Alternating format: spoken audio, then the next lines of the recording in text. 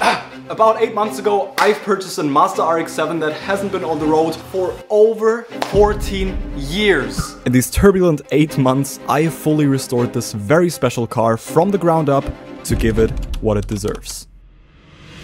Freedom!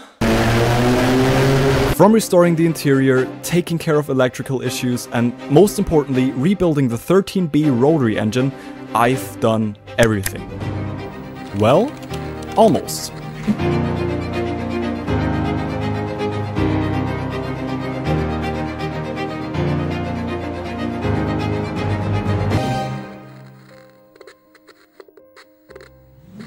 I want to make this thing perfect, which is why today I want to tick off a couple of things off the list, which are gonna make all the difference.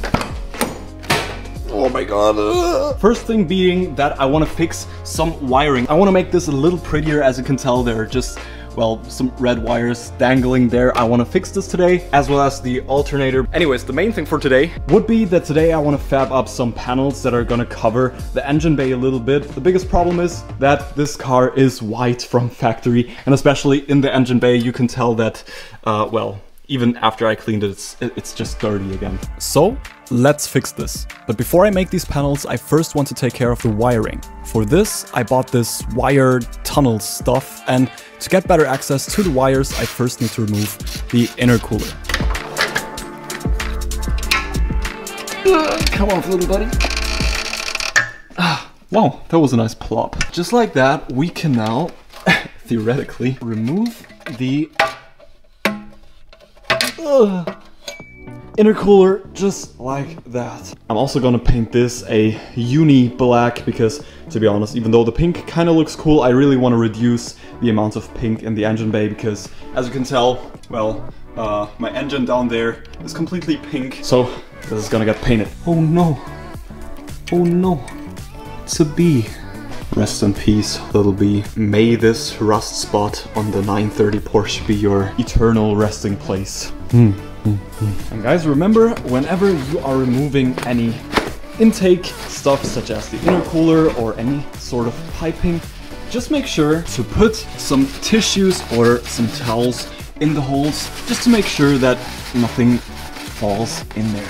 And now that we've got much better access to these wires, you can see that I basically just plugged these into the existing connector. This works perfectly fine, and I think I'm gonna leave this for now, but I definitely want to just make this thing look a little cleaner, so let's do that right now. Where did I put the wire tunnel whatever?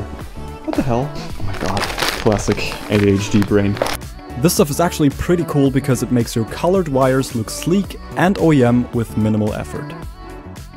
And I cannot believe how good this looks. You can basically not even see the wires anymore. This looks totally factory. Now I'm just gonna repeat the same steps on these wires, and I'm gonna hide these wires very nicely, and these are gonna blend in so much better. A few minutes later. And just like that, the red wires are gone and look much more OEM now. If you want to make your wiring look a little prettier, I can highly recommend this stuff. Oh, and also let me know in the comments below what you think about my new shop layout. As you can tell, now we got so much more space. It's really, really cozy there. We got the 930 Porsche right there. We got our little lounge right there for taking breaks, having lunch, but most importantly, to enjoy this beautiful view from right here.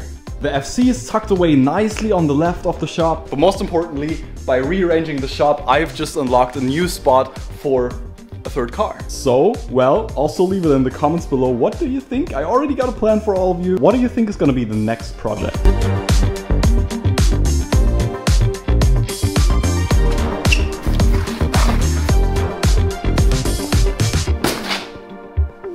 Now, let's start fabbing up the panels, which are going to cover up all of the wires, hoses, and parts no one wants to see. Here, I'm basically just using some old cardboard I had laying around at the shop to make some rough templates, which I will then transfer to 1mm steel sheets to cut them out later. So the first panel is done right now. And at this point, I realized that this undertaking is going to be a little more complicated than anticipated. At least for the front panel, it looks like it will be pretty hard to cut out these, well, more complex shapes from the sheet metal by hand. But let me know in the comments below, what do you think? I think that looks super cool. Obviously, this is just cardboard right now, but just imagine this to be like pure black metal. Damn, This is gonna look so awesome. I cannot wait for the final payoff. Let's go.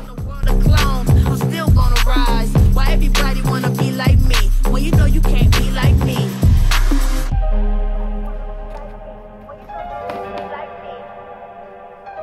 Would you look at this? All of the panels are done well except for this, because obviously I'm gonna remove the stock airbox once I'm gonna swap this thing with a big turbo.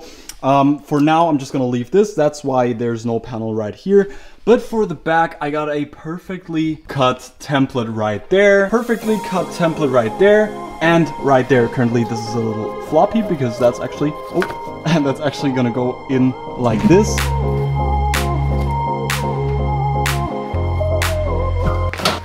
It is the next day, and tomorrow I'm actually gonna get my wisdom teeth removed, so before that happens, I really want to use the time wisely and get some stuff done before, well, I look like this. And that includes a very, very essential part of this engine bay transformation, which would be painting this pink piece of cuteness black. I want to paint this black, I want to make everything a little more simple. Only problem being that apart from having tons of brake cleaner, some primer and pink paint in stock, I once again ran out of black spray paint. And no, this is not just the perfect excuse to visit my favorite place in the whole wide world. Hardware store.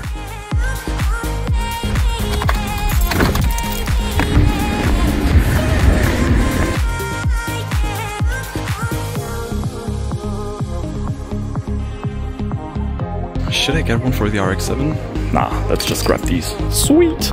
Let's go back to the shop. Now that we got some spray paint, I can move on to removing the parts I actually want to paint. The main thing being this ginormous fan shroud, which is currently painted in a bright pink. To get better access though, I need to disassemble a bunch of stuff, including removing the battery. Now some people say that you should always disconnect the negative terminal first, or some people say the positive terminal. Anyways, I'm more of a guy who disconnects them at the same time. Oh god, that's heavy. Ugh. Now removing the battery actually just gives us much better access to all of these bolts that hold in the fan shroud. Also, this will give us much better access once again to this clutch fan that we need to remove. Oh, come on. Last bolt. Oh, it's such a pain. Removing this clutch fan. This is like literally the 4th time that I've removed this goddamn clutch fan. And it's always the same pain in the ass. But, well, there you go. And now comes the part that's even more frustrating, which would be removing this shroud, which is literally completely stuck again.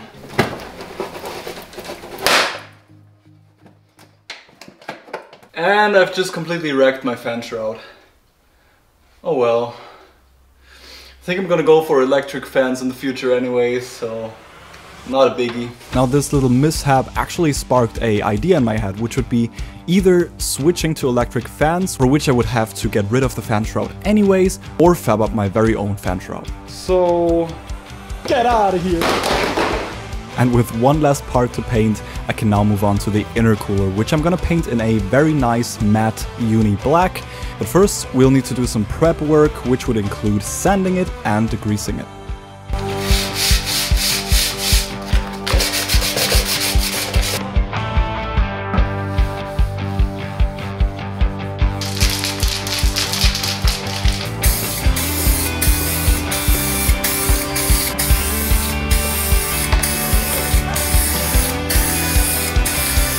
Right, now let's just put you back. Oh my god, it's kind of heavy one-handed.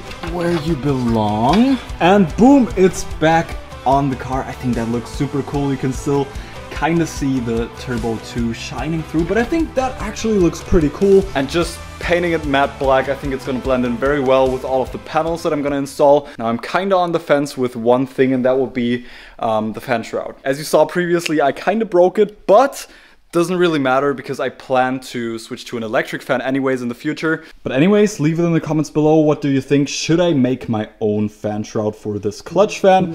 Or should I just, well, put an electric fan in once I'm in this engine bay anyways, once I'm putting the big turbo in? This really makes all the difference. Now I'm just gonna touch up some pink bits right there. They're kind of scratched. Fab up the panels and should look awesome.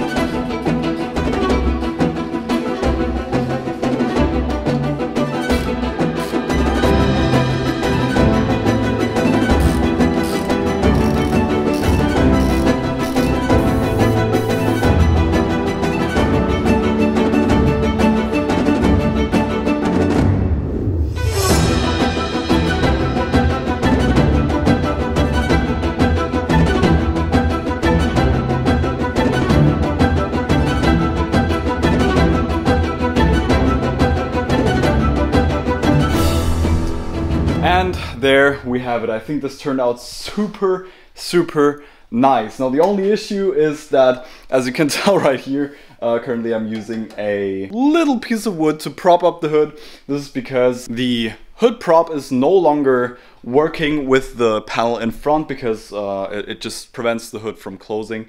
Which is why I've decided to install these awesome hood struts on this side and on the other side. The only issue is that currently in Germany it's pretty cold, and I'm just suspecting that because it's pretty cold in here, these are not as strong as they are supposed to be, which is why when I remove this and I let go of the hood, you can see that it's just like barely hanging on. But anyways, I've also decided to get myself another OEM fan shroud because I just think this is the cleanest look, and I can still switch to electric fans in the future when I want to, but for now I think this is the best solution. It's really worth it. Like seriously, if you want to clean up your engine bay, I can highly recommend making these panels yourself. It's really not that hard. And as you can tell, the payoff is just insane. The only issue I ran into is with this battery cover that sits literally right next to the battery, because I've decided to put these little rubber covers onto the battery leads because personally I just thought the positive lead was way too close to the sheet metal, even though there's this